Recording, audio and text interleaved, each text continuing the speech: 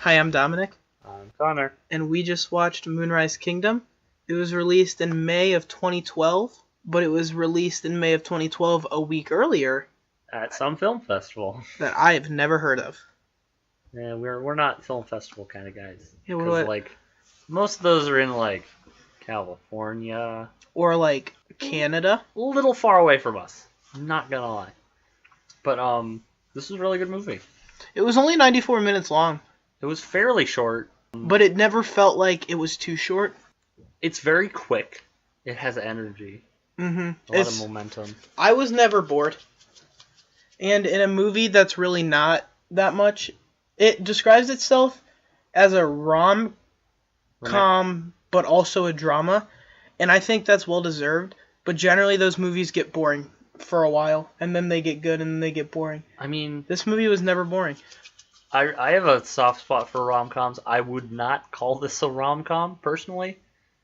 I don't feel like I don't feel like either of those things were the focus. I feel like the romance is the focus. No, with a romance movie, you have to have like a full arc. You have to have you have to go through the motions. But in this movie, there is one romantic relationship. Well, one main romantic relationship. Technically, there are three. Three? Yeah. I can only think of two. There's the lawyers with Bill Murray and the woman. Yeah, but that wasn't a relationship. That was kind of the point. Yeah. But my whole point was, like, there are technically three relationships. Well, yeah, but I'm just saying the ones that like develop and are focused on. Oh, okay, yeah, okay. But there's one, and it pretty much goes to one. It's one relationship throughout the whole movie. It's very consistent, and there's no development of it. That's why I don't think this is a romance. It's funny, so I can see calling it a comedy. But I think the focus is mostly on the conflict. Yeah, I think a big point of this movie was that sometimes social conventions are good, like that there needs to be like a time to date and a time not to date, and the time not to date is when you're 12. But there are also things that are bad about that, like it really challenges the whole idea of things like electroshock therapy and, you know, being taken away and being a troubled child. And even though you couldn't see it, I did air quotes there. Mm-hmm. It's a lot about like people trying to limit what children do only because they're children and for no other reason. Like there's no logic behind it. They're just limiting them. And I think sometimes that's okay. And I think the movie expressed that sometimes it's okay. Like there was a point where it was definitely important that they were limited. Yeah. But then there was a point where it was like, this is stupid and you're hurting them in the long run. Yeah. It goes to extremes sometimes to make a point, which I totally understand. That's how you have to do it almost. Yeah, especially in something marketed as a comedy. You have to do a little bit of crazy. You can't do Adam Sandler. Adam Sandler's a little too far. I'm just saying you can't do it if you want to make a point. Yeah. Like, it doesn't matter how big of a message Daddy Daycare 8 has. It's Daddy Daycare 8, and no one's taking it seriously. And I don't even think that was Adam Sandler. Yeah, I don't think it was. I'm going to be honest. Oh, it was the fat guy from Paul Blart Mall Cop.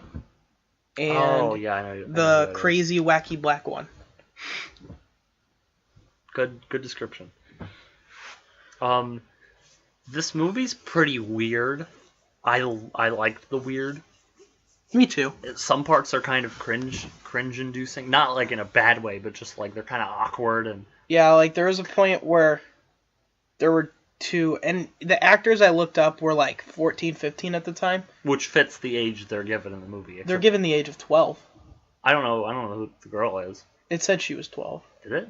Mm-hmm. They definitely said the guy was 12. I read the stuff, and it was like two 12-year-olds fall in love or something. Yeah, it does say that. And they were way too physical, and it was disgusting and made me uncomfortable. And yeah, but that's pretty short. Yeah. But my point is that this movie's not willing. This movie is willing to go to extremes, and also it's willing to make me really uncomfortable. But that's just you, because I've seen weirder. And there was a part where a dog got shot with an arrow.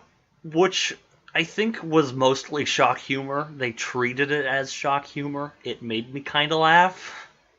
It made me uncomfortable. There's this really strangely violent fight scene but it's so out of place. It feels kind of out of place, but I thought it was really funny. I didn't think it was very funny. I thought it was really mean. I thought it was good. Yeah, it does some shock humor, but it does also try to tell a really serious story, and sometimes jumping between that, it's kind of a strange transition. Definitely. Now, you picked this movie. Why? What did you hear about it? And were you surprised or shocked, even though those are synonymous? I saw it out of words. I saw it on Netflix, and it had like really good reviews. It has like a 9.5 out of 10 from Netflix reviews, and while those usually aren't very trustworthy, what do you mean not trustworthy? Mako Mermaids has a 1 out of 10, and I think that's well deserved. Well, I'm not going to give an example because that'll stomp on people's toes, but it's just sometimes the reviews can be, I'll say nostalgia blinded, though you can't really with this movie because 2012, but sometimes the reviews can be really skewed because of certain things. Like, this movie, cinematography is amazing. So sometimes in the reviews, you'll just see people saying, cinematography is perfect. I'm a real film critic. I think this is a 5 out of 5. And some people will just be like, the story wasn't good at all, but, like, I don't know. Yeah, one thing that factors into, I think, a good movie review is that you can't completely base a movie on one aspect, but if one aspect is fantastic, you have to give credit where credit's due. Yeah, the problem with me, when we score things, we usually score based on how much we personally enjoyed it. But sometimes critics do like a completely objective scoring, which I think I can't do. I can't objectively score a movie. I have to score it based on how much I actually enjoyed watching it. If a movie does everything right but bores me to death, I'm not going to give it a good score. Because that's the opposite of entertainment to me. That's just facetious art, I guess. Yeah, at the end of the day, movies are both an art form and an entertainment. And if you're not willing to blend that, either way, I just don't think it's completely fair. And I think that's something that I do. Like, I could really dislike the movie, but if it does everything right, I'm not going to give it a horrible score, but I'm not going to give it a good score either because I didn't like it. Mm-hmm. That's like, I'm going to use an example. There's this movie called Quest for Fire, and it's this really strange, like, 2-hour movie about cavemen searching for a source of fire. There is no dialogue. It's incredibly abstract and hard to understand. And I 100% respect the people who decided to do that, who decided to do no dialogue, no subtitles or anything. It's almost silent. But it also bored me to tears. Like, that's a problem. This movie, Moonrise Kingdom, does not do that. It's a good movie. This movie was definitely well deserving of a lot of the reviews it got, I think. I think it was a little on the artsy side. It did a lot of like subtle, like symbolism and stuff like that. Like it really compared their struggle to the struggle of Noah's Ark, and it did it kind of plainly. Like in the beginning, there was a Noah's Ark play. Mm-hmm. The final conflict took place at a church that was showing Noah's Ark and had a big glass pane of it. Yeah, it's really I wouldn't recognize that stuff, but I get the premise. And it's not that subtle. No, it's not. I think if you've lived in Western culture, you can pick out Noah's Ark. Oh yeah, especially since there's a huge storm that floods that half the island. That factually happened, by the way. Really? Yeah. Huh. This movie was almost like a blend between a movie and a play. It had play aspects, like almost the way the camera was always presented as if it was a play. Mm-hmm. The camera never felt like it was behind. It always felt like it was looking directly at a set, and there was a narrator who would come on and transition. Yeah, he was a strange character. Because he was a character in the movie, but he was also a narrator. He would like appear, I guess, if we're using the play analogy, he would appear at the beginning of each act. Yeah. He appeared like 4 times throughout the movie. And he just gives like a kind of introduction to what's going to happen. Though most of what he says is foreshadowing of the last act where the storm happens. Yeah, but he's also a character because he talks about how he personally knew one of the main characters. Yeah. gives the side characters a lead. Because, spoiler free, the movie is about a kid who runs away. Mm-hmm. Two kids. Two kids who run away. And he pretty much nudges the movie along. Mm-hmm. The costuming was really good. Yeah, the one of the major things that this movie does is it makes fun of Boy Scouts. I don't think is it making fun of Oh him? yeah, oh yeah. He was a Boy Scout, I wasn't. Yeah, considering this is made in 2012 and the movie supposedly takes place in 1965. They're the khaki scouts. They're very prim and proper and incredibly like sophisticated. And it's really hilarious to me to see some of the things that they do. Like at the very beginning, the Scoutmaster is making like a routine check throughout the campsite, and he just pulls up to like a guy riding a motorcycle, and then he yells at him because he was going too fast, and it's hilarious because that would never happen in 1965. It would never happen today. I don't know. I didn't really get it, but they had Tang in the movie, and Tang, Connor was really excited. Flippin' Tang. That's like a Boy Scout meme. But apparently it's gross Kool-Aid. Pretty much. It's gross orange Kool-Aid.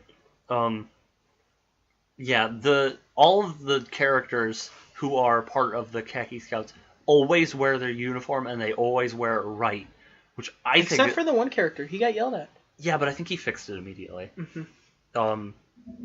Which is so wrong. Like no one does that anymore. I don't know if they did back then, but I don't know the history of the Boy Scouts that well. Well, these aren't Boy Scouts; they're Khaki Scouts. Of course, yeah. No, I enjoyed it. We made 100 million Teddy Roosevelt jokes. Oh yeah, they had a lot of like pioneering characters who are just like so tough, and they can. At one point, one of the guys, he's wearing a raccoon hat, and he's like, "I put leaves on my head to cool it down," and the other character's like, "You could take off the hat," and he's like, "Yeah." Yeah, the sound design. There's this one song they use a lot that sounds. The very base of it sounds like the opening to Sound of Silence by Simon & Garfunkel, which I was hoping they would use the real song. Because, like, some of the humor in the movie is really deadpan. So it reminded me of The Graduate a little bit, like some of the humor. And I've never seen The Graduate. Graduate uses Sound of Silence hilariously, though later on in the movie it's pretty serious. The song they use in this movie is not Sound of Silence, to my disappointment. It had a similar chord progression, but the melody was different. Mm-hmm. Yeah, sound design in this movie was great. Yeah. It reflects the time. I could listen to it on its own, definitely. I could probably just listen to the Sound of Silence-esque song.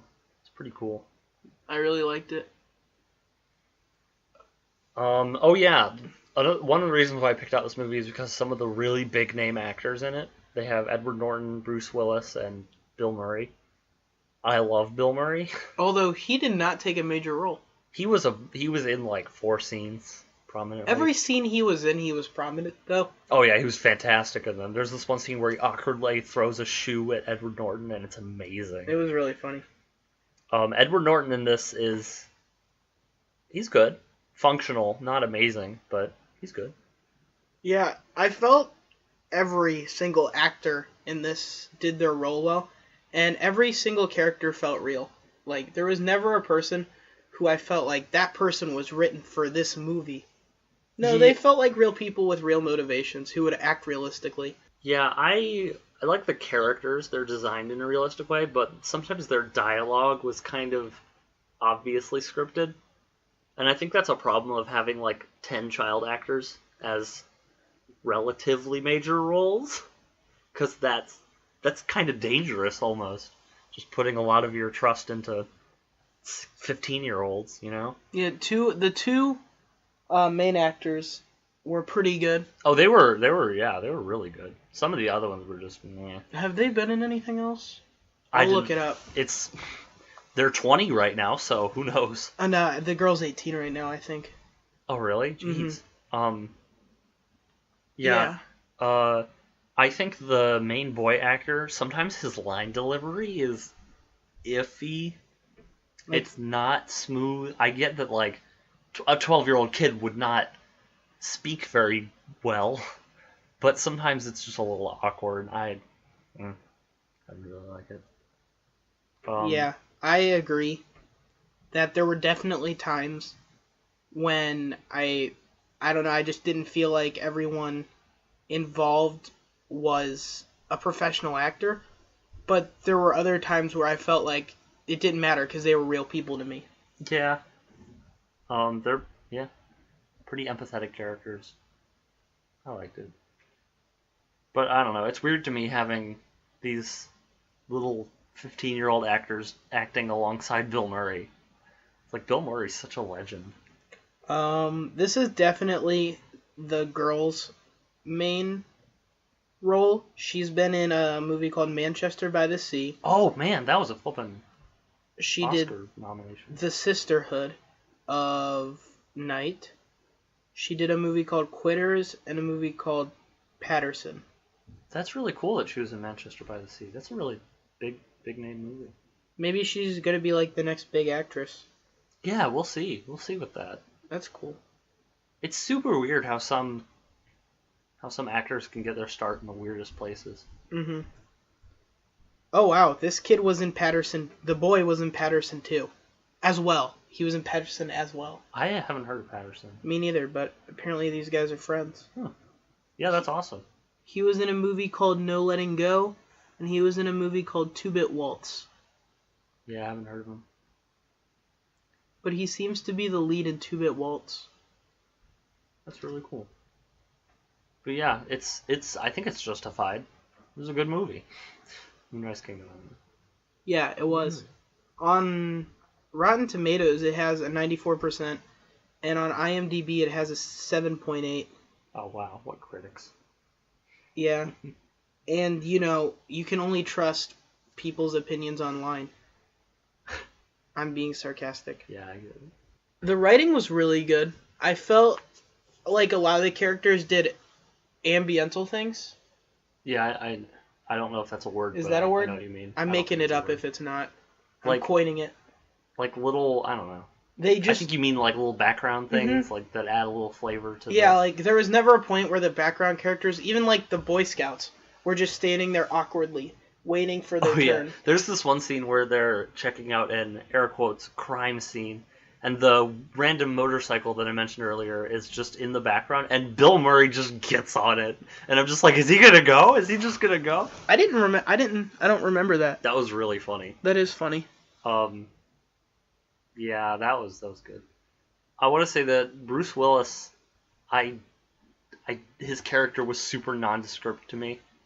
I wasn't really that impressed. His character was definitely a first 1 or 2 act character, and then he disappeared. But then he reappears near the end, and is really important for some reason. I think the whole point of him was to show that, like, this kid really isn't a psychopath, that he's formed bonds with people. Because they never justify that I guess this is spoiler territory. They never justify that the boy is emotionally disturbed. There is nothing in the movie that shows that. See, what happens is, I think that's the whole point of the movie, that the only reason this kid was perceived that way is because he was ostracized everywhere he went. Mm-hmm.